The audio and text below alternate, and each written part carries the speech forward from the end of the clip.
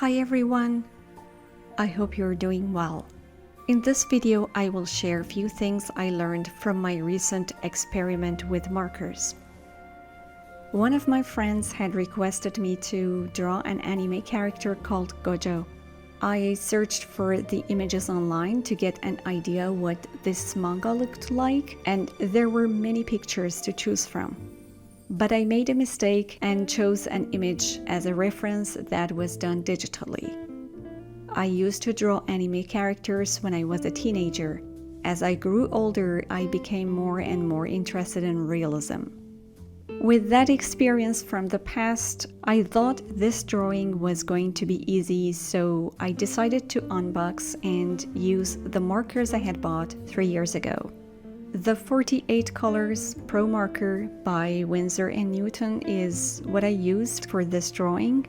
I had to tear the marker box's lid since it was rigid and it didn't allow me to keep it open and rest it on the table. The colored strips wrapped on markers don't match the actual colors, so making a color swatch is necessary.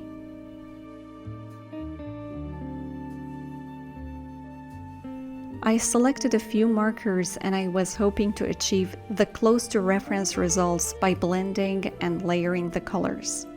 I didn't spend time on experimenting how blending would work, and as usual, I took a chance. After I waited long enough for the colors to dry, I was left with dull and faded colors. Blending didn't help. Contrasting colors on top of each other ended up looking uneven, and the blender marker didn't do anything, but rather created a messy result.